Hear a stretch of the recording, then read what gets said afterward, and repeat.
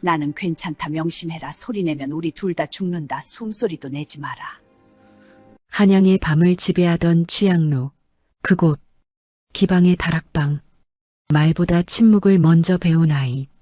틈으로 세상을 훔쳐보며 칼 대신 붓을 갈았던 소년. 20년 뒤 아비의 목을 겨누는 그림자가 되어 돌아온 기생 아들의 복수극. 지금 시작합니다. 한양의 밤을 지배하던 곳은 궁궐이 아니라 취향루라는 기방이었습니다. 밤마다 비단 치마가 꽃잎처럼 휘날리고 옥곳을 굴러가는 웃음소리가 담장을 넘는 곳. 딩디딩. 가야금 소리에 맞춰 권세가들의 술잔 부딪히는 소리가 끊이지 않던 화려한 지옥이었지요. 그 취향루에 제일 까는 기생, 매양이 있었습니다. 시와 그림에 능하고 자태가 고아해 당대 최고의 권력자 조판서의 총애를 독차지하고 있었지요. 어느 늦가을 밤, 모두가 잠든 새벽녘 매양의 방에서 쨍그랑하고 도자기 깨지는 소리가 났습니다. 조판서의 고함이 정적을 갈랐습니다. 뭐라?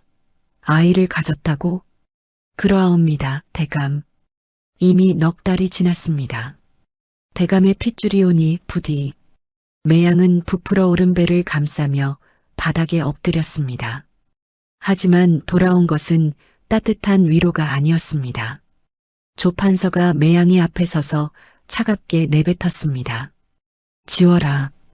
대감, 내 앞길에 기생년이 낳은 핏줄 따위는 오점일 뿐이다. 오늘 당장 약을 올릴 테니 깨끗이 지워라.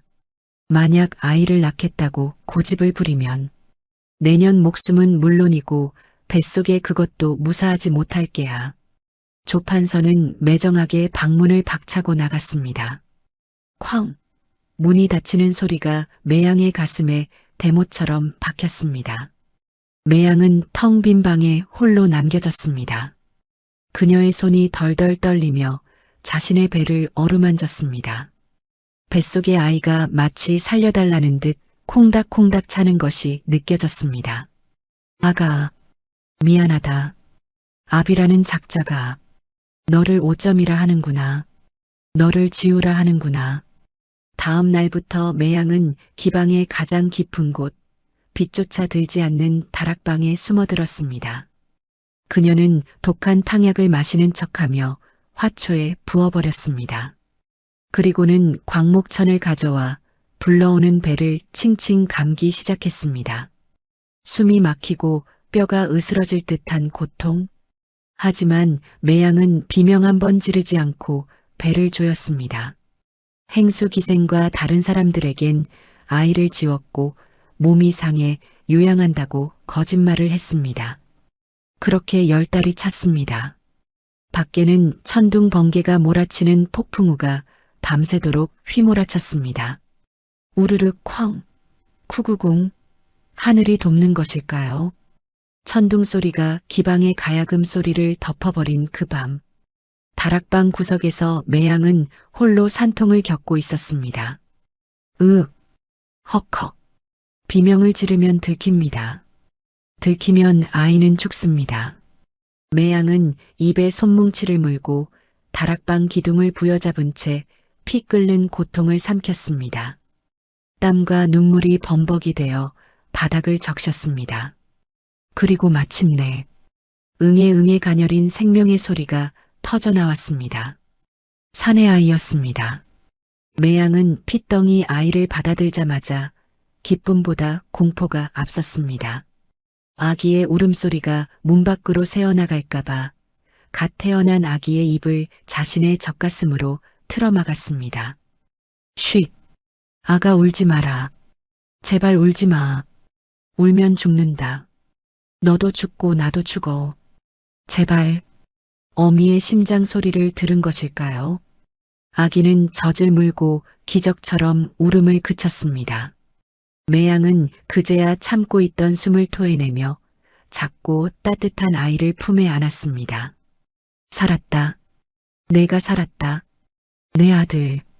혜원아. 바다처럼 넓은 세상으로 나가라고. 내가 지어준 이름이다.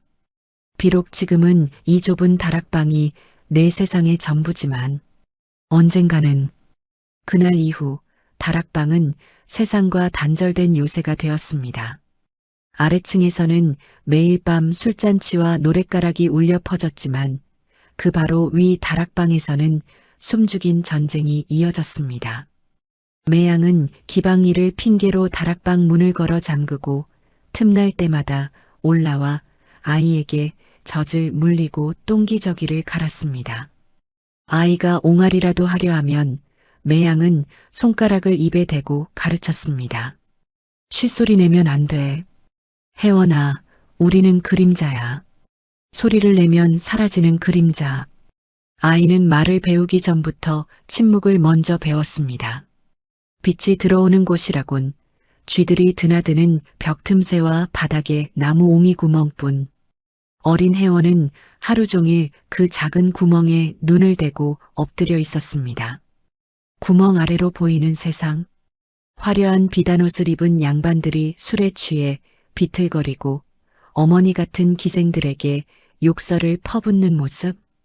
때로는 어머니 매양이 조판서에 술 시중을 들며 억지 웃음을 짓는 모습까지.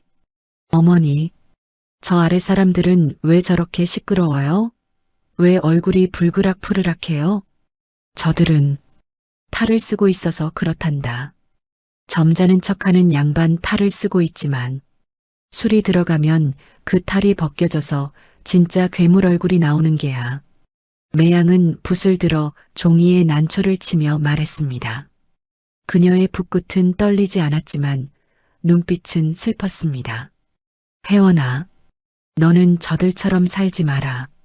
비록 이 어미가 기생이라 너를 어둠 속에 가뒀지만 내 마음속에는 저 더러운 것들을 담지 말고 맑고 깨끗한 것만 담거라. 하지만 아이의 눈은 무서울 정도로 투명했습니다. 혜원은 어머니가 버린 몽당붓과 숯검정을 주워들었습니다. 그리고 다락방 바닥에 무언가를 그리기 시작했습니다. 꽃이나 새가 아니었습니다. 구멍을 통해 본 세상, 술에 취해 입을 쩍 벌린 양반의 모습, 탐욕스럽게 음식을 집어먹는 손, 그리고 그 옆에서 슬픈 눈으로 웃고 있는 어머니의 얼굴. 바닥을 긁는 거친 소리와 함께 7살 아이의 손끝에서 기괴하고도 생생한 그림이 태어나고 있었습니다. 그것은 예술이라기보다는 어린아이가 본 세상의 민낯이었습니다. 어느 날 밤, 술에 취한 조판서가 매양을 찾으러 예고 없이 들이닥쳤습니다. 다락방 입구 앞까지 발자국 소리가 다가왔습니다. 매양이 인연, 어디 숨었느냐? 내 오늘 너를 보러 왔는데 코빼기도 안 보여? 다락방 안 매양과 혜원은 숨을 멈췄습니다. 문고리가 철컥철컥 흔들렸습니다. 매양은 혜원을 이불 속에 밀어넣고 자신의 몸으로 문을 막아섰습니다. 식은땀이 등줄기를 타고 흘러내렸습니다. 휘잉. 다락방의 촛불이 15번의 겨울을 녹여내는 동안 어미 매양의 품에 안겨 숨죽여 울던 핏덩이는 어느새 훤칠한 소년이 되었습니다. 15살 혜원. 하지만 그의 세상은 여전히 가로세로 6자, 좁고 어두운 다락방뿐이었습니다. 혜원에게는 유일한 친구이자 스승이 있었습니다. 바로 다락방 바닥 옹이 구멍과 벽 틈새로 보이는 한 뼘짜리 세상이었습니다. 와하 쿵작쿵작. 오늘도 아래층 기방은 불야성이었습니다. 혜원은 바닥에 엎드려 익숙하게 구멍에 눈을 댔습니다. 그의 눈동자는 맑았지만 그 눈에 비친 풍경은 지옥도나 다름없었습니다. 점잖은 채 하던 영의정 대감은 술에 취해 네 발로 기어다니며 개 흉내를 냈고 고고한 척하던 선비들은 기생의 치맛자락을 잡고 침을 흘리며 싸웠습니다. 어허, 이년아 술을 따르라니까. 내가 누군지 아느냐? 내 말 한마디면 너희들은 파리 목숨이야. 아악 대감 이러지 마십시오. 퍽 와장창. 술상이 엎어지고 기생이 매를 맞는 소리가 다락방까지 울렸습니다. 혜원의 주먹이 꽉 쥐어졌습니다. 저 아래에서 자신의 어머니 매양도 억지 웃음을 팔며 저 괴물들을 상대하고 있을 테니까요. 혜원은 구멍에서 눈을 떼고 자리로 돌아와 앉았습니다. 그리고 붓을 들었습니다. 어머니가 삭바느질로 번 돈을 아껴 몰래 사다 준 귀한 화선지와 먹물이었습니다. 쓱쓱. 양반이라. 군자라. 웃기지 마라. 내 눈엔 그저 살찐 돼지와 교활한 쥐새끼로 보일 뿐이다. 혜원의 붓이 종이 위를 달리기 시작했습니다. 스스석 삭 거침없는 손놀림. 그가 그리는 것은 눈에 보이는 그대로의 사람이 아니었습니다. 비단 옷을 입고 갓을 썼지만 얼굴은 탐욕스럽게 입을 벌린 돼지. 백성들의 고열을 짜낸 술을 마시며 날카로운 이빨을 드러낸 독사. 혜원은 그들의 추악한 영혼을 붓끝으로 끄집어내 종이 위에 박제했습니다. 그림 속 양반들은 우스꽝스럽고도 흉측했습니다. 그때 다락방 문이 조용히 열렸습니다. 기익 어머니 매양이었습니다. 하루 종일 시중을 드느라 초췌해진 얼굴로 품에 훔쳐온 떡과 과일을 안고 들어왔습니다. 혜원아, 자느냐? 배고프지? 어머니, 오셨어요. 매양은 혜원이 그리고 있던 그림을 보았습니다. 돼지 머리를 한 양반이 기생을 괴롭히는 그림. 섬뜩할 정도로 생생한 묘사의 매양은 숨을 들이켰습니다. 이건 오늘 온조 판서 대감이 아니냐? 어머니 눈에도 그리 보이십니까? 혜원아, 그림이 너무 무섭구나. 어찌 꽃이나 새는 그리지 않고 이런 흉한 것만 그리느냐? 매양은 아들의 재능이 놀라우면서도 두려웠습니다. 이 아이의 눈에 비친 세상이 온통 썩어 있다는 것이 가슴 아팠습니다. 매양은 아들의 손을 잡고 눈물을 흘렸습니다. 미안하다, 내가 죄인이다. 어미가 못나서 너를 이 감옥 같은 곳에 가두고 더러운 꼴만 보게 했구나. 남들처럼 푸른 하늘도 보고 맑은 강물도 봐야 하는데. 혜원은 어머니의 거친 손을 자신의 뺨에 갖다 대었습니다. 그리고 담담하게 웃어 보였습니다. 아닙니다, 어머니. 저는 이곳에서 진짜 세상을 봅니다. 그리고 붓을 들 때만큼은 저는 갇혀있지 않습니다. 이 종이 위에서는 제가 왕이고 제가 심판관이니까요. 혜원의 말에 매양은 가슴이 미어졌습니다. 어느새 훌쩍 커버린 아들.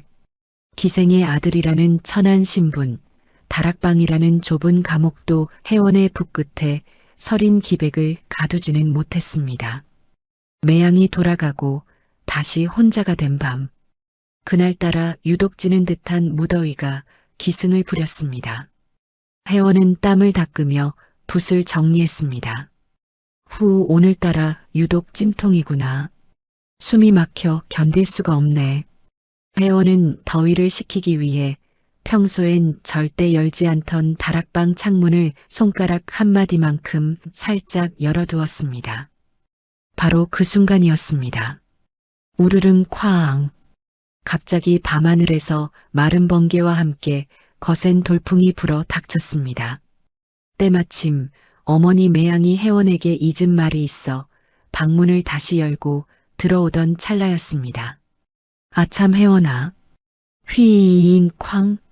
안 돼. 어머니가 방문을 여는 순간 열린 문과 창문 사이로 거세게 맞바람이 쳤습니다. 방 안을 휩쓴 돌풍은 책상 위에 말려두었던 그림 한 장을 허공으로 솟구치게 만들었습니다. 하필이면 조판서를 돼지로 묘사한 바로 그 풍자화였습니다. 그림 내 그림. 혜원이 미처 손쓸 새도 없이 그림은 뱀처럼 창문 틈을 빠져나가 캄캄한 밤 공기 속으로 사라졌습니다. 그림은 춤을 추듯 아래로 떨어지고 있었습니다. 하필이면 취향루의 마당 한가운데 술판이 벌어지고 있는 바로 그곳으로 말이지요. 하하, 지화자. 술판이 무르익은 마당. 기생들과 양반들이 어우러져 춤을 추고 있을 때였습니다. 하늘에서 하얀 종이 한 장이 나풀나풀 춤을 추며 내려와 술상 한가운데에 탁 하고 떨어졌습니다. 이게 뭐냐? 하늘에서 웬 종이가 떨어져? 술에 취한 양반 하나가 종이를 집어들었습니다. 그리고 그림을 본 순간 눈을 비비며 낄낄거리기 시작했습니다. 푸아하, 이것 좀 보시오. 여기 돼지 새끼가 갓을 쓰고 앉아 있어. 눈, 코, 입이 아주 가관이구먼. 누구랑 똑같이 생기지 않았소? 사람들이 몰려들어 그림을 돌려보았습니다. 어디 보자. 아이고 배야. 모두가 박장대소했습니다. 그림 속 돼지의 특징이 그 자리에 앉아 있는 최고 권력자 조판서와 너무나 똑같았기 때문입니다. 탐욕스러운 눈매, 늘어진 턱살, 거만한 표정까지. 웃음소리가 커지자 상석에 앉아있던 조판서가 심기를 불편해하며 소리쳤습니다. 뭐가 그리 우스우냐, 어디 나도 좀 보자. 순간 마당에 정적이 흘렀습니다. 누군가 떨리는 손으로 조판서에게 그림을 바쳤습니다. 그림을 받아든 조판서의 얼굴이 순식간에 불그락푸르락 달아올랐습니다. 자신을 돼지로 묘사한 것도 모자라 그림 귀퉁이에는 이런 글귀까지 적혀 있었기 때문입니다. 인면수심 사람의 얼굴을 하고 짐승의 마음을 가졌다. 이 괘씸한. 조판서는 그림을 찢어발기며 술상을 걷어찼습니다. 그릇이 깨지고 술병이 나뒹굴었습니다. 어떤 놈이냐? 감히 나 조대감을 능멸해? 이 그림 그린 놈 당장 잡아내라. 이 기방 안에 있다. 쥐새끼 한 마리도 놓치지 말고 샅샅이 뒤져라. 우르르 쿵쿵. 포졸들과 사병들이 기방을 에워싸고 방문을 하나하나 걷어차기 시작했습니다. 다락방 창틈으로 이 모든 광경을 내려다보던 회원의 심장이 쿵 하고 내려앉았습니다. 어머니, 자신의 붓끝이 칼날이 되어 돌아왔습니다. 분노한 권력의 칼날이 이제 다락방을 향해 조여오고 있었습니다. 쿵쾅 와장창. 평화롭던 기방이 순식간에 아수라장이 되었습니다. 조판서의 사병들이 들이닥쳐 방문이란 방문은 모조리 걷어차고 기물들을 때려 부수기 시작했습니다. 비단 병풍이 찢기고 가야금이 바닥에 내동댕이 쳐져 줄이 끊어졌습니다. 샅샅이 뒤져라. 그림 그린 놈뿐만 아니라 숨겨둔 쥐새끼 한 마리까지 모조리 찾아내. 매양은 사색이 되었습니다. 그녀는 혼란을 틈타 치맛자락을 휘날리며 부엌 쪽 뒷계단으로 달렸습니다. 다락방으로 가는 유일한 통로였습니다. 심장이 입 밖으로 튀어나올 것만 같았습니다. 안 돼. 안 돼. 혜원아.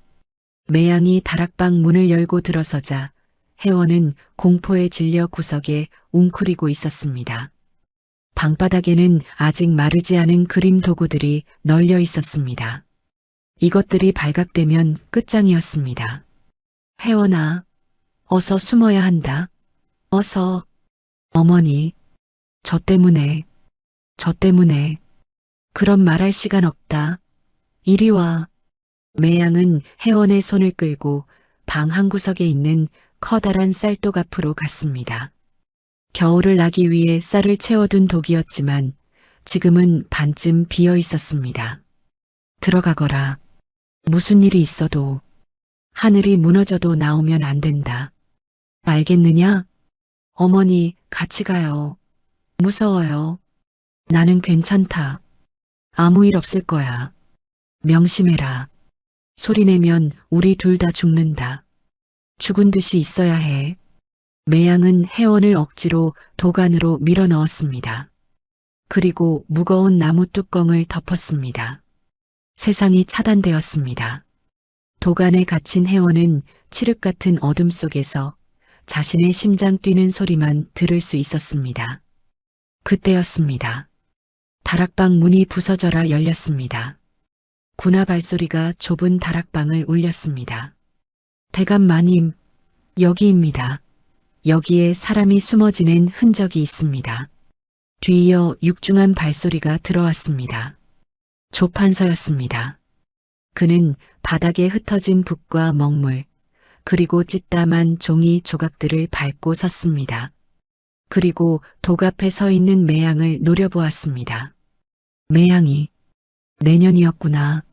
내 눈을 피해 몰래 새서방이라도 끼고 살았던 게냐? 그놈은 어디 갔느냐? 그 돼지 그림을 그린 놈 말이다. 조판서가 칼을 뽑아들었습니다. 서슬 퍼런 칼날이 매양의 목을 겨누었습니다. 도간의 해원은 숨조차 쉴 수 없었습니다. 당장이라도 뛰쳐나가고 싶었지만 어머니에 나오면 안 된다는 말이 족쇄처럼 그를 붙들었습니다. 매양은 떨리는 몸을 감추고 고개를 뻣뻣이 들었습니다. 어차피 들킨 그림 도구. 아들을 살릴 방법은 단 하나뿐이었습니다. 접니다. 뭐라? 그 그림. 제가 그렸습니다. 대감의 그 탐욕스러운 돼지 같은 얼굴. 매일 밤 시중 들며 역겨워서 견딜 수가 없더이다. 그래서 그렸습니다. 왜요? 거짓말이었습니다. 하지만 필사적인 연기였습니다. 아들이 있다는 사실을 들키느니 차라리 미친년 취급을 받고 죽는 게 나았습니다. 이 이천한 것이 감히. 조판서의 손이 매양의 뺨을 후려쳤습니다. 매양이 비명과 함께 바닥에 쓰러졌습니다. 도간에서 그 소리를 듣는 해원의 눈에서 눈물이 터져 나왔습니다. 해원은 자신의 입을 주먹으로 틀어막았습니다. 소리가 새어나가지 않게 하려고 자신의 손등을 피가 나도록 깨물었습니다. 어머니, 안 돼. 여봐라. 인연을 당장 끌어내라. 관하로 끌고 가서 주리를 틀어라. 공범이 누구인지 볼 때까지 뼈를 으스러뜨려라. 사병들이 달려들어 매양을 짐승처럼 끌고 갔습니다. 매양은 끌려가면서도 마지막으로 고개를 돌려 쌀독을 바라보았습니다. 아무 말도 할 수 없었지만 그 눈빛은 말하고 있었습니다. 살아라. 부디 살아라. 나라. 이거 나라. 내가 그렸다지 않느냐. 내 손으로 그렸다. 매양의 목소리가 점점 멀어졌습니다. 다락방에는 다시 정적이 찾아왔습니다. 하지만 그 정적은 전보다 더 무겁고 끔찍했습니다. 얼마나 시간이 흘렀을까요? 도간에서 탈진해 있던 해원에게 인기척이 느껴졌습니다. 누군가 조심스럽게 다락방으로 들어왔습니다. 그리고 독뚜껑을 조용히 열었습니다. 빛이 쏟아져 들어오자 해원은 공포에 질려 몸을 떨었습니다. 하지만 눈앞에 서 있는 사람은 사병이 아니었습니다. 기방의 주인 행수 어르신이었습니다. 아가, 괜찮으냐? 어서 나오거라. 시간이 없다. 어머니는요? 우리 어머니는요? 지금 관하로 끌려가셨다. 내 어미가 목숨 걸고 널 지킨 게야. 그러니 울 시간 없다. 지금 당장 도망쳐야 해. 조판서가 다시 돌아와 이 방을 태워버릴지도 모른다. 행수는 넋이 나간 해원의 손에 작은 보찜을 쥐어주었습니다. 그리고 뒷문 개구멍을 가리켰습니다. 산으로 가라. 북쪽 산사에 가면 내 지인이 있다. 거기 숨어 있어라. 절대로 다시 돌아오면 안 된다. 알겠느냐? 해원은 보찜을 쥐고 다락방을 나섰습니다. 텅 빈 방, 어머니가 쓰러졌던 자리에 남은 붉은 핏자국, 그리고 바닥에 짓밟혀 부러진 자신의 붓 한 자루. 해원은 부러진 붓대를 주워 품에 넣었습니다. 그의 눈에서 흐르던 눈물이 멈췄습니다. 대신 그 맑았던 눈동자에 시퍼런 불꽃이 일렁이기 시작했습니다. 기다리십시오. 이 붓으로 반드시 그 짐승의 심장을 찌르러 돌아오겠습니다. 어린 해원은 어둠 속으로 몸을 던졌습니다. 등 뒤에서 화려했던 기방 취향루가 불길에 휩싸이는 소리가 들려왔습니다. 그 붉은 불길은 마치 억울하게 끌려간 어미 매양의 피눈물 같았습니다. 산새도 잠든 깊은 산속의 암자, 취향루가 불타 사라진 지 10년이라는 세월이 흘렀습니다. 다락방의 겁 많던 소년 혜원은 어느덧 25의 청년이 되었습니다. 하지만 그의 눈동자에는 예전의 맑은 호수 대신 시퍼런 도끼가 서려 있었습니다.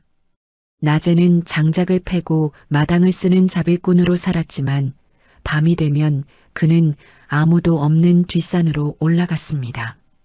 혜원은 손에 물집이 터지도록 목검을 휘둘렀습니다.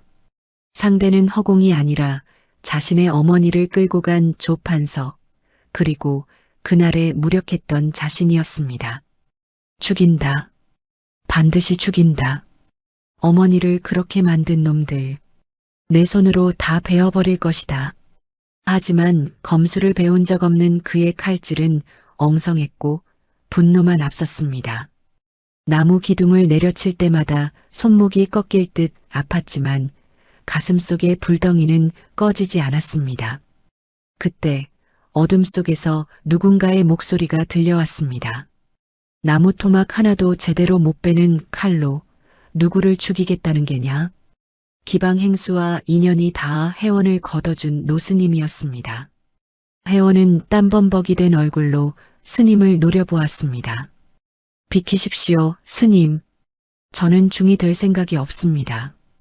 힘을 길러야 합니다. 놈들의 목을 칠 힘을요. 내 칼에는 살기가 아니라 두려움이 가득하구나. 그따위 칼로는 놈들의 옷자락도 베지 못하고 내가 먼저 죽는다. 그럼 어쩌란 말입니까?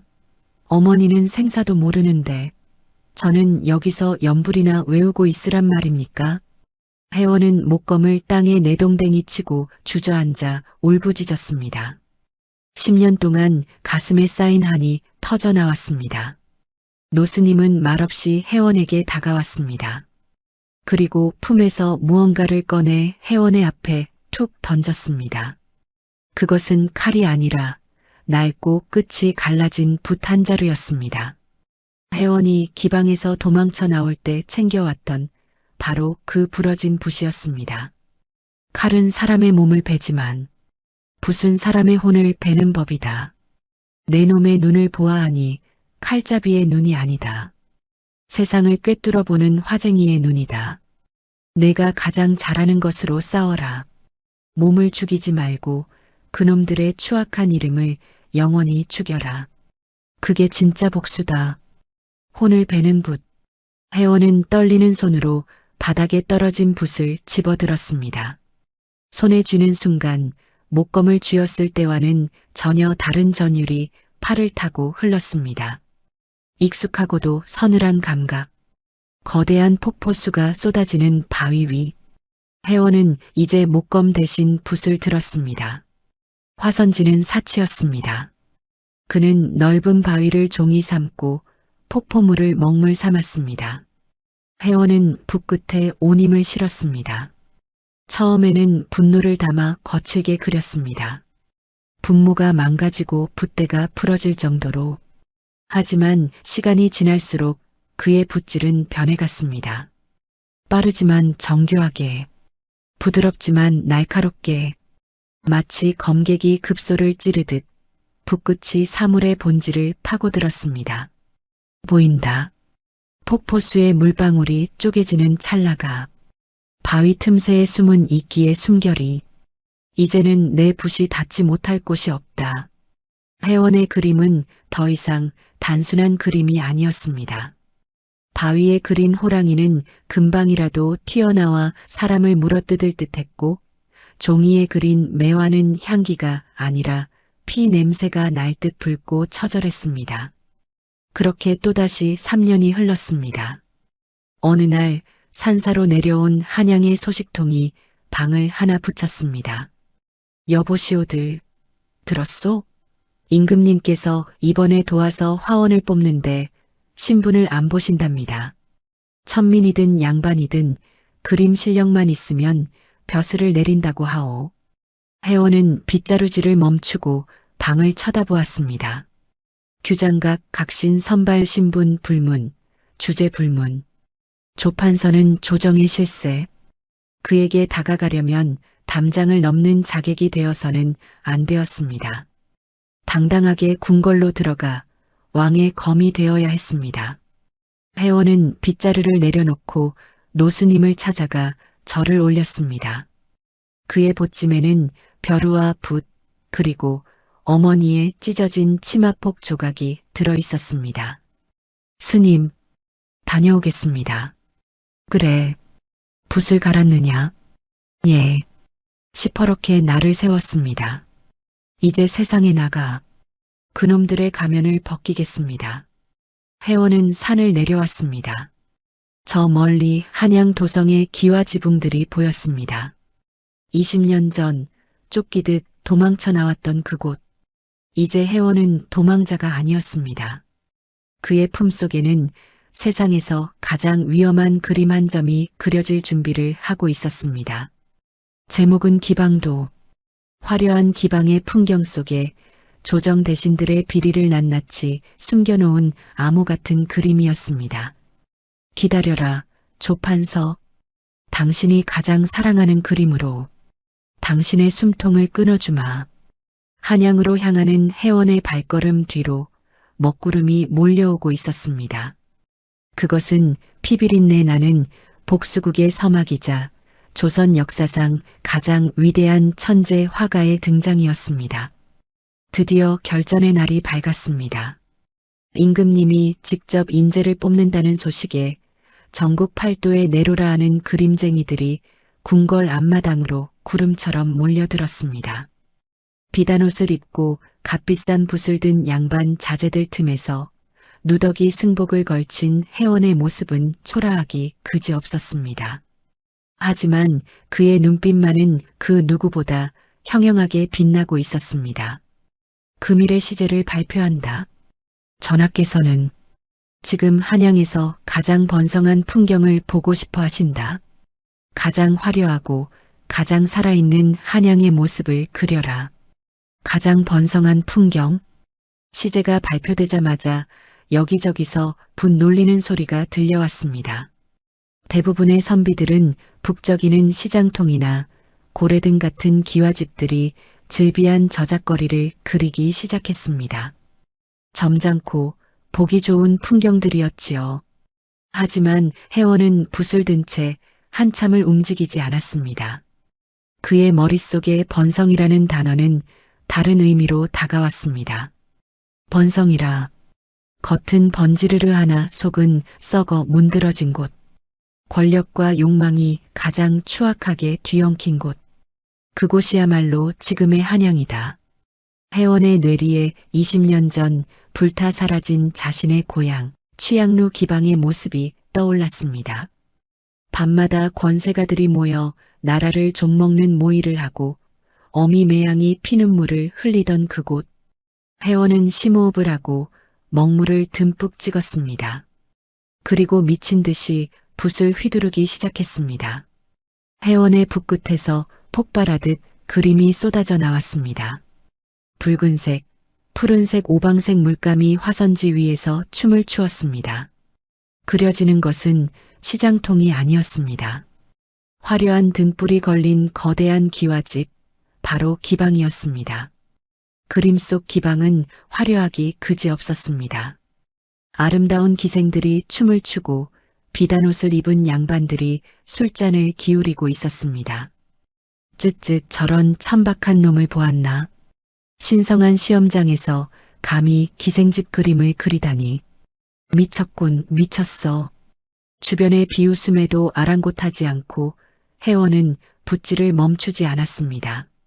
그는 산사에서 수련했던 대로 사물의 본질을 꿰뚫어 그렸습니다. 겉보기엔 평범한 술판 그림 같았지만 자세히 들여다보면 기괴한 진실이 숨어 있었습니다. 상석에 앉은 양반의 그림자진 얼굴은 탐욕스러운 돼지의 형상을 하고 있었고 그들이 주고받는 술잔 속에는 맑은 술 대신 검붉은 피가 고여 있었습니다. 기생들의 웃는 얼굴 뒤에는 눈물 자국이 유령처럼 배어 있었지요. 이놈, 당장 붓을 멈춰라. 이게 무슨 해괴망측한 그림이냐? 전하를 능멸하려는 것이냐? 회원이 마지막 점을 찍고 붓을 내려놓는 순간 시험관들이 달려들어 회원을 포박하려 했습니다. 장내는 순식간에 아수라장이 되었습니다. 그때였습니다. 높은 단상 위에서 이 모든 광경을 지켜보던 임금의 눈길이 소란스러운 곳으로 향했습니다. 무슨 소란이냐? 전하, 황공하옵니다. 한 천민놈이 감히 시험장에서 추잡한 추나를 그려 장내를 어지럽히고 있사옵니다. 당장 끌어내어 볼기를 치겠나이다. 추잡한 그림이라. 어디 내 눈으로 직접 보자. 그 그림을 가져오라. 시험관이 떨리는 손으로 회원의 그림을 왕에게 바쳤습니다. 왕은 그림을 받아들고 한참을 말없이 들여다보았습니다. 왕의 미간이 찌푸려졌다가 이내 놀라움으로 번져갔습니다. 매일 조정에서 보던 대신들의 얼굴, 그 점잖은 탈 속에 숨겨진 탐욕과 위선이 이 그림 한 장에 적나라하게 담겨 있었기 때문입니다. 왕은 그림 속 돼지 얼굴을 한 양반이 누구인지 단번에 알아보았습니다. 바로 자신의 최측근이자 권력의 실세, 조판서였습니다. 이것 참 가장 번성한 풍경이라 하였거늘 가장 썩어빠진 곳을 그렸구나. 헌데 어찌 이리도 똑같단 말인가. 왕은 고개를 들어 포박당한 채 무릎 꿇고 있는 청년 회원을 바라보았습니다. 누더기 승복 사이로 보이는 눈빛이 붓끝만큼이나 날카로웠습니다. 내 이름이 무엇이냐? 회원이라 하옵니다. 이 그림, 내 눈에는 한양의 모습이 정녕 이렇게 보이느냐? 소인의 눈에는 화려한 비단옷 속에 감춰진 썩은 내가 진동하는 것으로 보였습니다. 전하께서 보시고자 한 것이 진짜 한양의 모습이라면 이 그림이 정답일 것이옵니다. 당돌한 대답에 주변 신하들은 숨을 죽였습니다. 목이 달아날 수도 있는 상황. 하지만 왕은 호탕하게 웃음을 터뜨렸습니다. 하하, 통쾌하도다. 내 평생 수많은 아첨 그림을 보았으나 이토록 폐부를 찌르는 그림은 처음이다. 여봐라. 이 자를 당장 나의 별실로 드리라. 그날 밤 회원은 왕과 독대했습니다. 왕은 회원에게 술 한 잔을 따라주며 나직이 물었습니다. 너의 붓끝에는 살기가 서려 있다. 누구를 베고 싶은 것이냐? 제 어머니를 앗아가고 이 나라를 병들게 한 자들입니다. 좋다. 내가 너에게 날개를 달아주마. 너는 오늘부터 나의 그림자가 되어라. 전국을 떠돌며 내가 본 탐과 놀이들의 추악한 실태를 이 붓으로 낱낱이 그려서 나에게 보고하라. 왕은 회원에게 벼루와 붓이 담긴 작은 상자를 하사했습니다. 그것은 마패보다 더 강력한 왕의 비밀스러운 명령이 담긴 암행어사의 증표였습니다. 내 그림이 곧 나의 눈이요. 내 붓이 곧 나의 칼이다. 가거라. 가서 세상의 모든 더러운 가면을 벗겨버려라. 성은이 망극하옵니다. 이 목숨 다 바쳐 전하의 뜻을 화폭에 담겠나이다. 궁궐문을 나서는 회원의 발걸음은 20년 전 도망칠 때와는 달랐습니다. 등 뒤에는 보찜 속에 숨겨진 왕의 붓이, 가슴 속에는 차갑게 식은 복수의 칼날이 빛나고 있었습니다. 그의 첫 번째 목적지는 이제는 조판서의 화려한 별장이 되어버린 옛 고향 취향루였습니다. 한양 도성 밖 경치 좋은 계곡.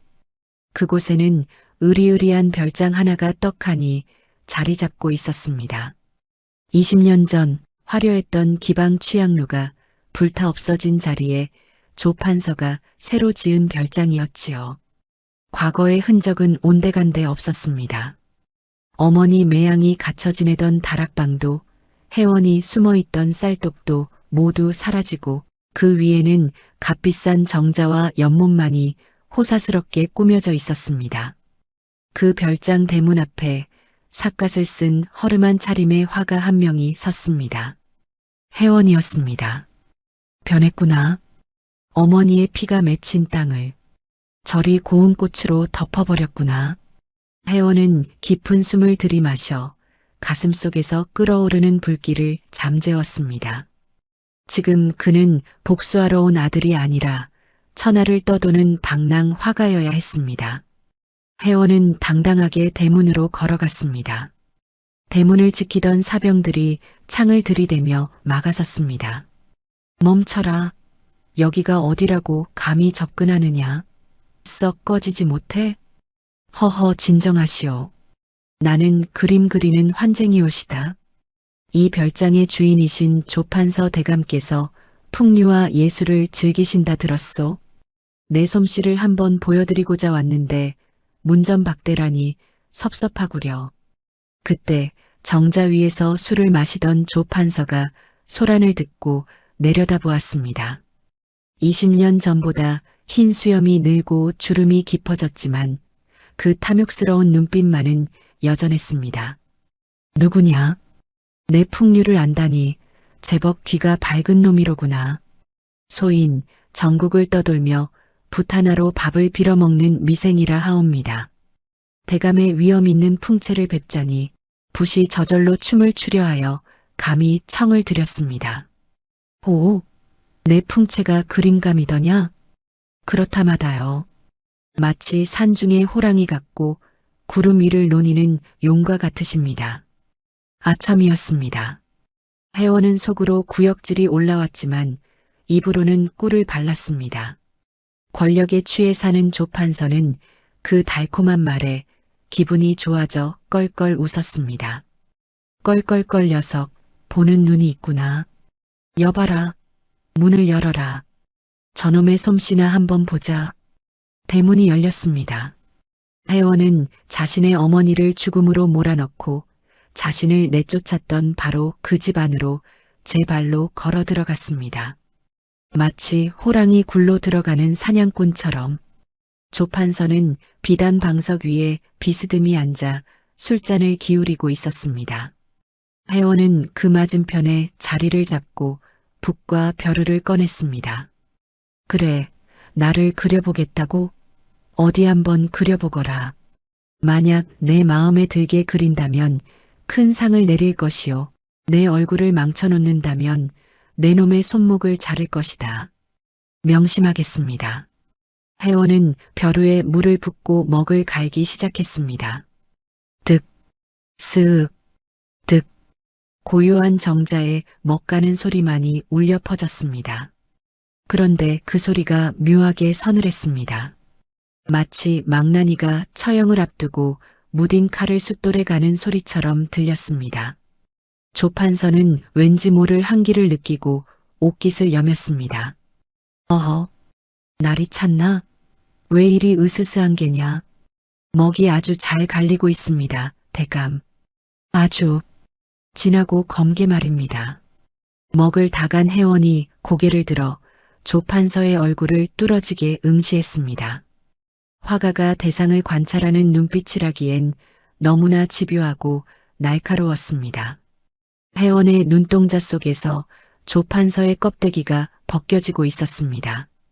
그래, 저 눈, 사람을 벌레 보듯 하는 저 눈, 저 입, 백성의 고열을 빨아먹어 번들거리는 저 입술, 하나도 변하지 않았어. 20년 전 어머니를 쌀독에 가두고 짓밟던 그 괴물이 여전히 저기 앉아 있어. 이놈아, 뭘 그리 뚫어지게 쳐다보느냐? 어서 그리지 않고. 죄송합니다. 대감의 진짜 얼굴을 찾느라 시간이 좀 걸렸습니다. 이제 보입니다. 혜원이 붓을 들었습니다. 붓끝이 화선지에 닿는 순간 혜원의 손놀림이 빨라졌습니다. 혜원은 조판서의 겉모습을 그리고 있었습니다. 위험 있는 갓, 근엄한 표정, 화려한 관복. 조판서는 그림이 완성되어 가는 과정을 보며 흡족해했습니다. 오, 제법이구나. 내 위험을 아주 잘 살렸어. 너 보통 환쟁이가 아니로구나. 아직 멀었습니다, 대감. 가장 중요한 눈동자가 남지 않았습니까? 활용점정이라 했습니다. 눈을 찍어야 그림이 살아나지요. 그래, 그럼 어서 찍어보거라. 혜원은 붓에 먹물을 듬뿍 묻혔습니다. 검은 먹물이 붓 끝에서 뚝 하고 떨어질 듯 위태로웠습니다. 혜원은 붓을 들고 조판서에게 천천히 다가갔습니다. 종이가 아니라 마치 조판서의 미간을 찌를 듯한 기세로 지금이다. 이 붓대 속에 숨겨둔 치만하면 쥐도 새도 모르게 저 늙은이의 숨통을 끊을 수 있다. 혜원의 손에 힘이 들어갔습니다. 붓대 속에는 산사에서 준비해온 독침이 숨겨져 있었습니다. 지금 찌르면 복수는 끝납니다. 어머니의 원수를 갚을 수 있습니다. 하지만 너는 나의 칼이다. 몸을 죽이지 말고 그놈들의 추악한 이름을 영원히 죽여라. 그게 진짜 복수다. 왕의 당부가 혜원의 귓가를 때렸습니다. 여기서 조판서를 암살하면 그는 그저 역적이 되어 쫓길 뿐입니다. 조판서의 죄는 묻히고 그는 억울하게 죽은 충신으로 포장될 것입니다. 혜원은 입술을 깨물었습니다. 그리고 붓을 돌려 종이 위의 얼굴에 점을 찍었습니다. 완성되었습니다, 대감. 하하, 훌륭하다. 아주 명작이야. 내 살다 이토록 나를 잘 표현한 그림은 처음 본다. 조판서는 그림을 칭찬하느라 정신이 없었지만 혜원은 알고 있었습니다. 지금 그린 이 초상화는 미끼일 뿐이라는 것을. 혜원은 정중하게 고개를 숙이며 덫을 놓았습니다. 대감, 소인이 주제넘은 청을 하나 드려도 되겠습니까? 말해보거라. 기분이 좋으니 뭐든 들어주마. 곧 대감의 생신이라 들었습니다. 그날 한양의 모든 고관 대작들 앞에서 대감의 일대기를 담은 거대한 대작을 하나 그려 바치고 싶습니다. 대감의 업적을 길이길이 남길 수 있도록 말입니다. 대작이라? 내 업적을? 예. 세상 사람들이 우러러 볼 수 있는 역사에 남을 그림이 될 것입니다. 좋다. 아주 좋아. 다가올 내 생일 잔치 때 내 솜씨를 만천하에 뽐내보거라. 내 너를 크게 써줄 것이다. 조판서는 스스로 자신의 무덤을 파는 허락을 내렸습니다. 혜원은 고개를 숙이고 물러나오며 입가에 싸늘한 미소를 머금었습니다. 감사합니다, 아버지. 당신이 원하시는 대로 역사에 길이 남을 그림을 그려드리지요. 당신의 그 더러운 죄악이 영원히 지워지지 않도록 아주 붉고 선명하게. 별장을 나서는 혜원의 등 뒤로 조판서의 호탕한 웃음소리가 들려왔습니다. 하지만 그 웃음소리가 비명으로 바뀔 날이 머지 않았습니다. 혜원은 보찜 속 붓을 다시 고쳐 메었습니다. 이제 진짜 사냥이 시작되었습니다. 모두가 잠든 별장의 밤, 어둠 속에서 유일하게 깨어있는 것은 혜원의 붓끝이었습니다. 그는 고양이처럼 소리 없이 별장 곳곳을 누볐습니다. 사랑채 지붕 위에서 내려다본 방안. 조판서는 지방 관리들에게서 뇌물을 받고 있었습니다.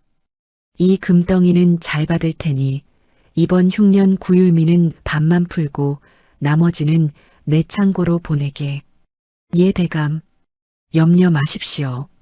혜원은 그 더러운 거래 현장을 눈에 담고 품속의 작은 수첩에 붓으로 빠르게 옮겼습니다.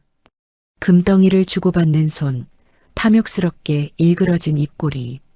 그의 붓질 한 번에 놈들의 죄가 하나씩 기록되었습니다. 다음은 별장 뒤편의 노비 숙소. 굶주림에 지쳐 병든 노비들이 짐승처럼 엉겨붙어 자고 있었습니다. 혜원의 붓이 떨렸습니다. 뼈만 남은 노비들의 등과 그 옆에서 살이 터지도록 매질을 하는 감독관의 채찍. 혜원은 눈물을 삼키며 그 참상을 그렸습니다. 잊지 않겠다. 하나도 빠짐없이 모조리 그려주마. 증거를 수집하던 회원의 발길이 우연히 별장 구석진 곳에 있는 낡은 창고 앞에 멈췄습니다. 이곳은 쓰다 버린 잡동사니를 모아두는 곳이었습니다. 뭔가에 이끌리듯 창고 문을 열었습니다. 먼지 냄새와 곰팡이 냄새. 그 속에 회원의 눈을 사로잡는 물건 하나가 덩그러니 놓여 있었습니다. 겉면에 금이 가고 먼지가 수북이 쌓인 거대한 독. 20년 전 기방이 불탈 때 모든 것이 재가 되었지만 단 하나 멀쩡한 것이 있었습니다. 바로 회원이 숨어 지내던 그 커다란 쌀독이었습니다. 이게 왜 여기에? 놀랍게도 쌀독은 깨끗하게 닦여져 별장 창고 가장 안쪽 상석에 모셔져 있었습니다. 알고 보니 조판서의 지독한 탐욕 때문이었습니다. 허허, 용한 점쟁이가 그러더군. 화마가 휩쓸고 갔는데도 살아남은 항아리는 재물을 쓸어 담는 보물단지라고. 내 이놈을 잘 모셔두어 더 큰 부자가 될 것이다. 기가 찰 노릇이었습니다. 그 도간에 자신이 버린 핏줄과 억울하게 죽은 여인의 한이 서려 있는 줄도 모르고 조판서는 그것을 복단지라 부르며 애지중지하고 있었던 겁니다. 회원의 눈에서 뜨거운 눈물이 뚝 하고 떨어져 독뚜껑을 적셨습니다. 회원은 홀린 듯 다가가 독의 뚜껑을 열었습니다. 텅 빈 도간은 어둡고 차가웠습니다. 회원은 손을 뻗어 독 안쪽 벽을 더듬었습니다. 어린 시절 자신이 공포에 떨며 웅크리고 있었던 그 공간. 그런데 손끝에 거칠게 파인 자국들이 만져졌습니다. 손톱 자국이었습니다. 독 안쪽 벽면 가득 누군가가 밖으로 나가기 위해 처절하게 긁어댄 수많은 손톱 자국들. 그리고 바닥에 말라붙은 검붉은 얼룩. 이건 어머니? 그날 회원이 도망친 뒤 끌려갔던 매양은 다시 이곳에 갇혔던 걸까요? 아니면 죽기 전 마지막까지 아들이 도망친 방향을 그리며 벽을 긁었던 걸까요? 그 손톱 자국 하나하나가 어머니의 비명처럼 들려왔습니다. 회원아, 살아라. 부디 살아라. 어머니, 으흐흑. 얼마나 아프셨어요. 얼마나 무서우셨어요. 회원은 독을 부여잡고 무너져 내렸습니다. 소리내어 울 수도 없어 입술을 깨물고 속으로 피를 토하듯 울었습니다. 그의 눈물이 뚝뚝 떨어져 말라붙은 핏자국 위를 적셨습니다. 한참을 울던 회원이 고개를 들었습니다. 그의 눈빛이 달라져 있었습니다. 슬픔은 사라지고 오직 서늘한 살기만이 남았습니다. 그는 붓을 꺼내 도간의 핏자국과 눈물을 찍어냈습니다. 어머니의 피와 눈물, 제가 가져갑니다. 이것으로 놈의 초상화를 완성하겠습니다. 드디어 조판서의 생일잔치 날이 밝았습니다. 별장은 화려한 오색 등불로 장식되었고 한양의 고관 대작들이 구름대처럼 몰려들었습니다. 하하, 대감 만수무강하십시오. 오늘 대감을 위한 엄청난 그림이 공개된다지요? 그렇고 말고 천하의 명필이 나를 위해 사흘 밤낮을 꼬박 세워 그렸다네. 내 위엄이 하늘을 찌를 듯하니 기대하시게. 잔치가 무르익을 무렵 마당 한가운데 거대한 가림막이 세워졌습니다. 그 뒤에는 사람 키보다 훨씬 큰 대형 화폭이 천으로 덮여 있었습니다. 자, 오래 기다리셨습니다. 오늘의 하이라이트, 조판서 대감의 일대기를 담은 송수만년도를 공개합니다. 화가 미생, 앞으로 나오라. 회원이 천천히 걸어 나왔습니다. 새하얀 도포를 입었지만 그의 소매 끝에는 검붉은 먹물이 묻어 있었습니다. 회원은 조판서를 향해 깊이 허리를 숙였습니다. 대감 약속대로 대감의 모든 것을 담았습니다. 부디 마음에 드시길 바랍니다. 오냐, 거더라. 내 늠름한 모습을 어서 보고 싶구나. 음악이 멈추고 수백 명의 시선이 그림으로 쏠렸습니다. 긴장된 정적. 혜원은 덮개줄을 잡았습니다. 똑똑히 보아라. 이것이 너희들이 만든 지옥이다. 거대한 천이 바닥으로 떨어졌습니다. 그림이 드러난 순간 와 하던 탄성은 순식간에 비명과 경악으로 바뀌었습니다. 저게 뭐야? 이 보게, 저 그림 좀 보게. 그곳에 그려진 것은 위험 있는 조판서의 모습이 아니었습니다. 검붉은 하늘 아래 관복을 입은 거대한 괴물이 입을 쩍 벌리고 백성들을 씹어먹고 있었습니다. 괴물의 배는 터질 듯 불러 있었는데 그 뱃속에는 뇌물로 받은 금덩이들이 가득 차 있었고 발밑에는 피를 흘리는 노비들과 기생들이 짓밟혀 신음하고 있었습니다. 그리고 괴물의 등 뒤로는 수천 개의 손톱 자국이 난 깨진 쌀독에서 붉은 피가 흘러내려 강을 이루고 있었습니다. 그림은 너무나 생생하고 끔찍해서 마치 괴물이 화폭을 찍고 나올 것만 같았습니다. 그림 속 괴물의 눈동자는 지금 단상에 앉아 있는 조판서의 눈과 똑같이 생겼습니다. 이게 무슨... 잔치판은 찬물을 끼얹은 듯 조용해졌습니다. 술잔 떨어지는 소리조차 들리지 않는 충격적인 침묵. 그 정적을 깨고 혜원이 천천히 고개를 들었습니다. 어떠십니까? 조판서 대감. 이것이 바로 당신의 진짜 얼굴입니다. 내 놈이 미쳤구나. 죽고 싶어 환장했어. 저놈을 당장 쳐라. 조판서의 고함과 함께 사병들이 칼을 뽑아들고 혜원에게 달려들었습니다.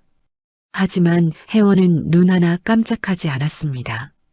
그는 품속에서 천천히 왕이 하사한 마패가 아닌 부통 쳐들었습니다. 멈춰라. 혜원의 일갈에 사병들이 주춤했습니다. 혜원의 눈에서 20년을 참아온 복수의 불꽃이 활활 타올랐습니다. 멈춰라.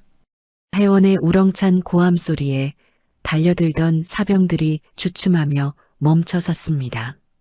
팽팽한 긴장감이 감도는 정막 속 혜원은 높이 들고 있던 대나무 부통을 조판서의 발치에 탁 하고 집어던졌습니다. 와장창 대구르르 쟁그랑 산산조각 난 부통 사이로 묵직한 롯새 덩어리 하나가 굴러나왔습니다. 햇빛을 받아 태양처럼 번쩍이는 그것은 붓도 먹도 아니었습니다. 세 마리의 말이 힘차게 달리고 있는 산마패였습니다. 마패? 내 놈이 설마. 암행어사 출두야. 혜원의 외침이 신호탄이 되었습니다. 담장 밖에서 잠복하고 있던 역졸들이 암행어사 출두요. 를 복창하며 벌떼처럼 들이닥쳤습니다. 붓으로 그림을 그리던 손이 이제는 권력의 심장을 겨누는 칼이 된 것입니다. 뭐라고? 마패? 어사시다. 암행어사시다. 암행어사 출두야. 혜원의 외침과 함께 담장 밖에서 매복하고 있던 역졸들이 성난 파도처럼 밀려들어왔습니다. 와! 화려했던 생일잔치는 순식간에 비명과 아수라장으로 변했습니다. 도망쳐 어사다. 아이고 나 살려. 뇌물을 바치던 탐가 놀이들은 가시 벗겨지는 줄도 모르고 개구멍으로 도망쳤고 사병들은 역졸들의 몽둥이에 맞아 나가 떨어졌습니다. 단상 위에 앉아있던 조판서는 넋이 나간 채 그 광경을 바라보았습니다. 자신의 위엄을 뽐내려던 잔치판이 자신의 목을 조르는 처형장이 되어버린 상황을 받아들일 수 없었습니다. 이게 무슨... 내 놈이 감히 내 놈 따위가 어사라고? 그렇습니다. 조판서 대감. 제가 바로 전하께서 보내신 그림자입니다. 혜원은 단상 위로 천천히 걸어 올라갔습니다. 저벅저벅 그의 발걸음마다 바닥에 깔린 비단이 짓밟혔습니다. 조판서는 뒷걸음질 치다 의자에 걸려 넘어졌습니다. 오지 마라. 내내가 누군지 아느냐? 나는 이 나라의 판서다. 개국 공신 집안에. 알고 있습니다. 그래서 그렸지 않습니까? 당신의 그 잘난 일대기를. 혜원은 바람에 펄럭이는 거대한 괴물돌을 가리켰습니다. 그림 속 괴물이 마치 살아서 조판서를 비웃는 듯 했습니다. 보십시오. 백성의 피를 빨아먹고 배가 터질 듯 부른 저 괴물이 바로 당신입니다. 이 그림 한 폭에 당신이 저지른 뇌물수수, 매관매직, 그리고 힘없는 백성들을 짓밟은 죄악이 모두 들어 있습니다. 이 그림이 바로 당신을 옥죄는 증거이자 판결문입니다. 조판서의 얼굴이 흙빛이 되었습니다. 그는 살기 위해 비굴하게 태도를 바꿨습니다. 바닥을 기어가 혜원의 바짓단을 잡았습니다. 이 이복의 젊은이, 아니, 어사 영감. 내 실수했네. 내가 돈은 얼마든지 주겠네. 금덩이? 아니면 벼슬? 자네가 원하는 건 뭐든 다 들어주겠네. 그러니 제발 이 그림만은 없애주게. 자신의 죄를 덮기 위해 또다시 거래를 시도하는 추악한 모습. 혜원은 싸늘한 눈으로 발밑에 조판서를 내려다보았습니다. 20년 전 임신한 어머니에게 지우라고 말하던 그 비정한 목소리가 겹쳐 들렸습니다. 돈으로 해결하려 하십니까? 하긴, 당신은 늘 그랬지요. 자신의 앞길에 방해가 되면 핏줄도 버리고 사랑도 버리는 분이니까요. 뭐, 기억하십니까? 20년 전 이 자리에 있었던 기방 취향루를, 그리고 그 불타버린 폐허 속에 당신이 복단지라며 애지중지하던 그 쌀독을 기억하십니까? 뜬금없는 쌀독 이야기가 나오자 조판서의 동공이 지진 난 듯 흔들렸습니다. 그는 믿을 수 없다는 듯 혜원의 얼굴을 뜯어보았습니다. 그러고 보니 혜원의 서늘한 눈매가 자신이 한때 총애했던 기생매양의 눈과 너무나 닮아 있었습니다. 너 설마 매양이? 예. 제가 바로 그 캄캄한 쌀독 안에서 당신이 어머니를 짓밟는 소리를 듣고 자란 아이. 당신이 오점이라 부르며 지우려 했던 핏줄. 혜원입니다. 조판서는 숨이 턱 막혔습니다. 죽은 줄 알았던 아이. 자신의 탐욕이 키운 복단지 속에서 자신의 목을 겨누는 칼날이 되어 돌아온 아들. 아들아. 조판서의 입에서 나온 아들이라는 단어가 혜원의 가슴을 후벼 팠습니다. 혜원은 주먹을 꽉 쥐었습니다. 입 닥치십시오. 누가 당신 아들입니까? 내 아버지는 나를 살리기 위해 쌀독에 숨기고 대신 잡혀간 어머니뿐입니다. 당신은 그저 내 그림 속에 박제될 추악한 사냥감일 뿐입니다. 혜원은 붓을 들어 그림 속 괴물의 이마에 붉은 점을 찍었습니다. 탁 그것은 사형 선고와도 같았습니다. 여봐라, 죄인 조상피를 포박하라. 한양으로 압송하여 전하 앞에서 그 죄를 낱낱이 고할 것이다. 조판서의 손목에 족쇄가 채워졌습니다. 그는 거품을 물고 쓰러지며 짐승처럼 질질 끌려나갔습니다. 손님들도 기생들도 모두 도망가고 텅 빈 잔치 마당. 그곳에 혜원 홀로 덩그러니 남았습니다. 그의 앞에는 자신이 그린 거대한 괴물도만이 바람에 펄럭이고 있었습니다. 복수는 끝났습니다. 하지만 혜원의 마음은 시원하기는커녕 텅 빈 쌀독처럼 공허했습니다. 그는 힘없이 붓을 떨어뜨렸습니다. 툭! 어머니, 보셨습니까? 저 거만한 양반의 탈을 벗겼습니다. 그런데 왜 제 마음은 이리도 아픈 것입니까? 왜 이리 춥습니까, 어머니?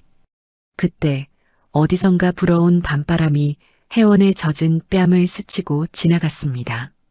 휘잉, 마치 수고했다, 내 아들. 하고 속삭이는 어머니의 따스한 손길 같았습니다. 혜원은 무릎을 꿇고 앉아 폐허가 된 별장 마당에 엎드려 오열했습니다.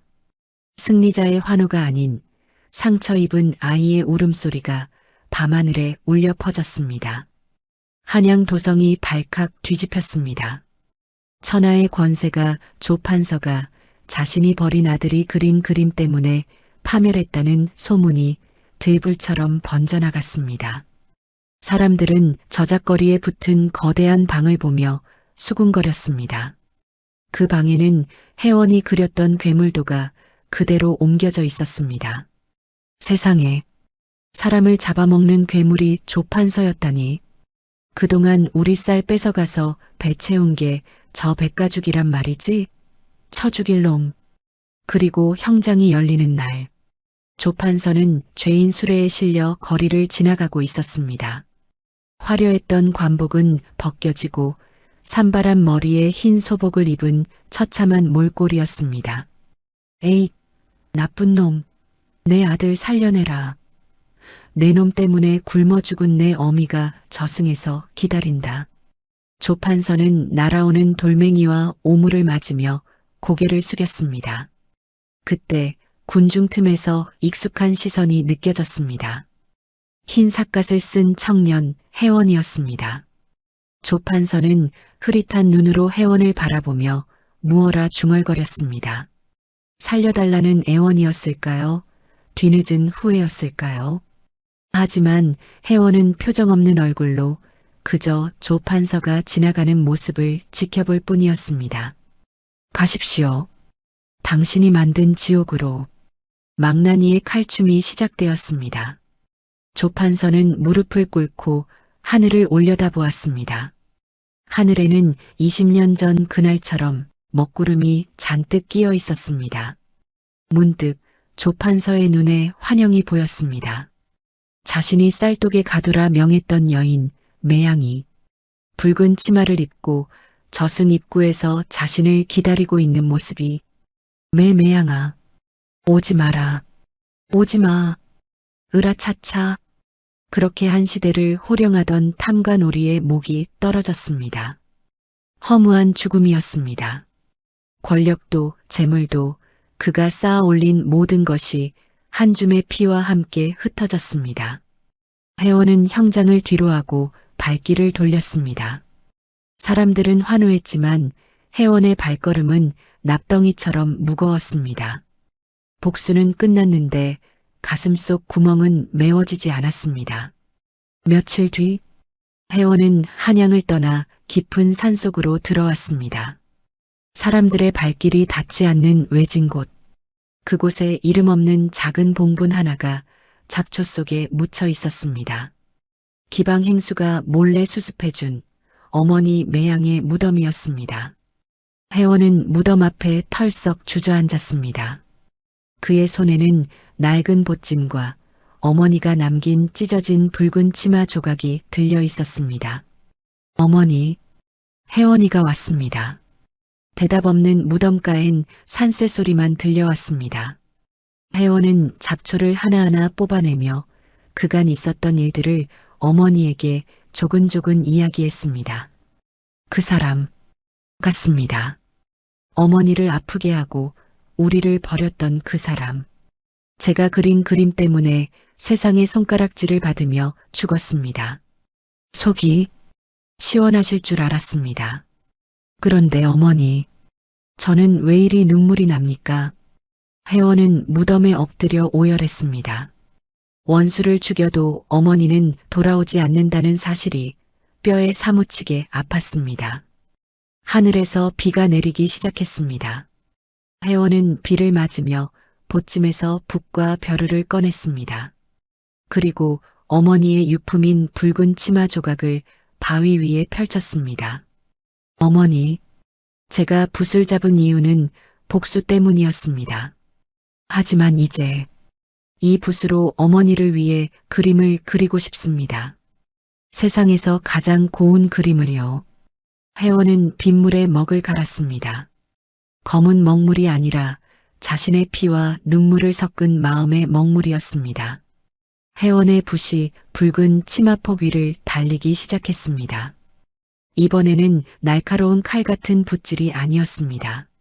아기 볼을 어루만지듯 부드럽고 따뜻한 손길이었습니다. 혜원이 그리는 것은 기방의 다락방이 아니었습니다. 쌀독도 아니었습니다. 그림 속에는 푸른 들판이 활짝 핀 매화나무 아래에서 젊은 어머니가 갓난아기를 품에 안고 환하게 웃고 있는 모습이 그려졌습니다.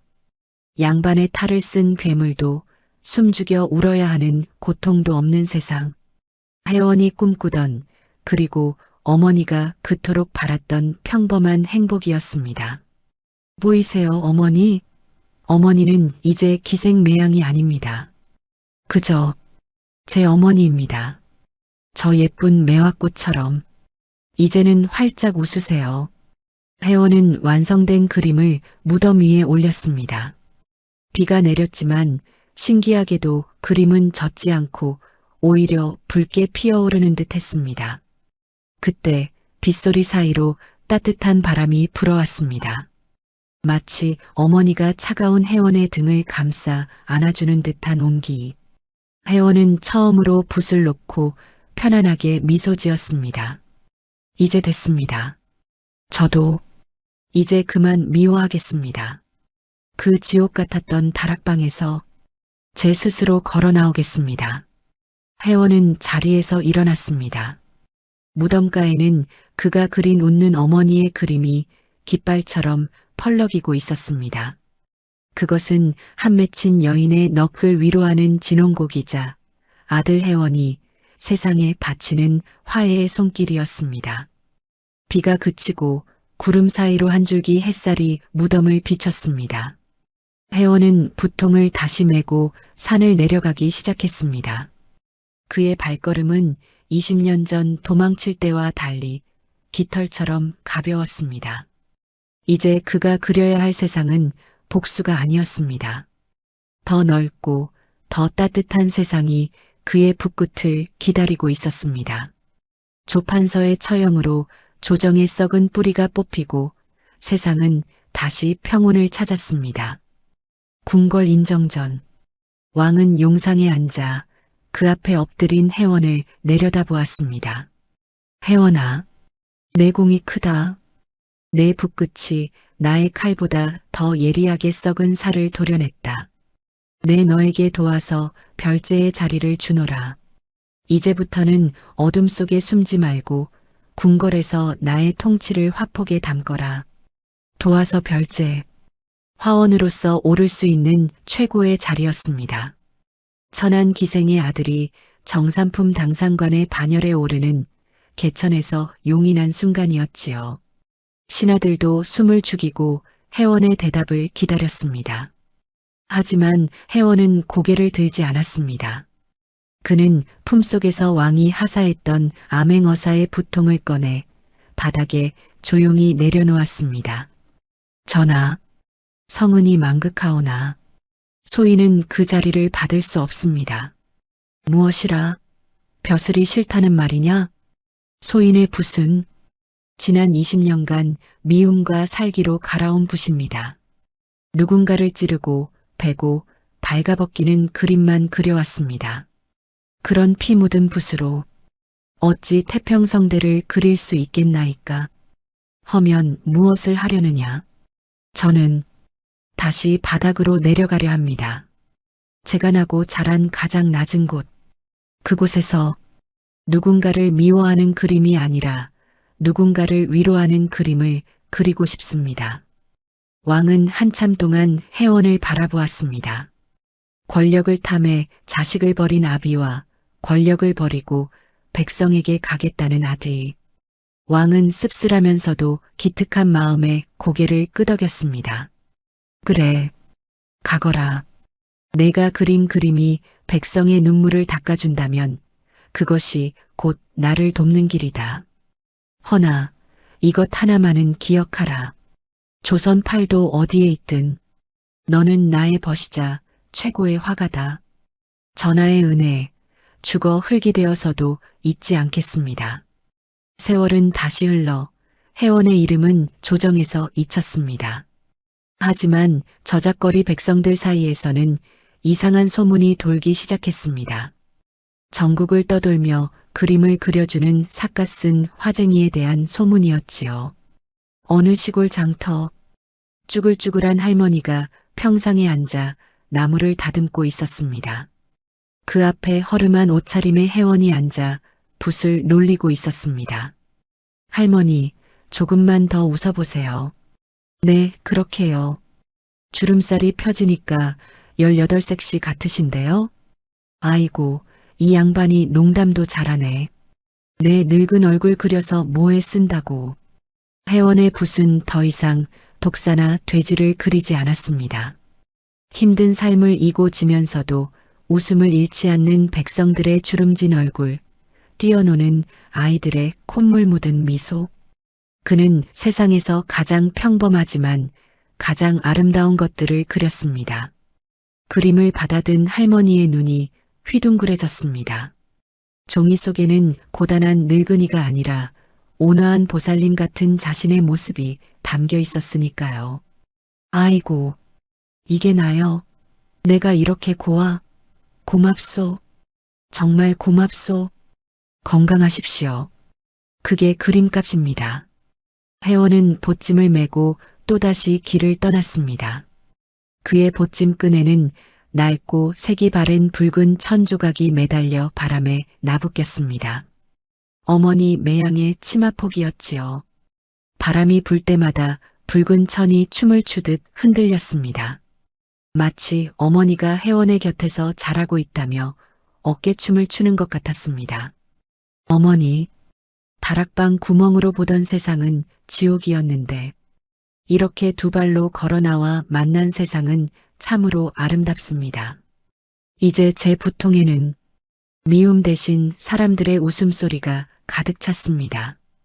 해가 뉘엿뉘엿 지는 언덕 위. 회원은 걸음을 멈추고 붓을 들어 마지막 풍경을 그렸습니다. 붉게 타오르는 노을. 그것은 기방을 태우던 불길도 복수의 피도 아니었습니다. 세상을 따뜻하게 감싸 안는 생명의 색이었습니다. 회원은 그림 한 귀퉁이에 자신의 이름 대신 작은 낙관을 찍었습니다. 원통함을 풀다. 가자. 바람이 부는 곳으로. 가장 천한 기생의 아들로 태어나 붓 하나로 세상을 심판하고 마침내 스스로를 구원한 화가 회원. 그는 역사책에는 기록되지 않았습니다. 하지만 수백 년이 지난 지금도 사람들의 마음속에 남은 따뜻한 그림 한 점으로 영원히 살아 숨쉬고 있습니다. 가장 천한 기생의 아들로 태어나 붓 하나로 세상을 심판하고 마침내 스스로를 구원한 화가 회원. 그는 비록 역사책 한 줄 기록되지 못했지만 수백 년이 지난 지금도 사람들의 마음속에 따뜻한 위로로 남아 영원히 숨쉬고 있습니다. 여러분, 옛말에 칼은 찌르면 피가 나지만 붓은 찍으면 꽃이 핀다고 했습니다. 회원은 자신을 죽이려던 모진 세상을 향해 복수의 칼 대신 붓을 들었고 결국 미움보다 더 위대한 용서와 치유를 그려냈습니다. 혹시 여러분의 가슴 속에도 남몰래 뚜껑을 덮어둔 상처 입은 쌀독이 하나쯤 놓여있지는 않으신가요? 그 캄캄하고 좁은 어둠 속에 웅크려 누군가를 미워하고 원망하며 소리 죽여 울고 있는 어린아이가 살고 있지는 않나요? 오늘 밤엔 그 마음속 다락방 문을 활짝 열어주십시오. 그리고 쌀독 속에 숨어있는 나 자신에게 이렇게 말해주시길 바랍니다. 괜찮다. 이제 그만 나와도 된다. 밖은 내 생각보다 훨씬 따뜻하단다. 미움은 붓을 꺾게 만들지만 사랑은 붓 끝에서 새로운 세상을 피워냅니다.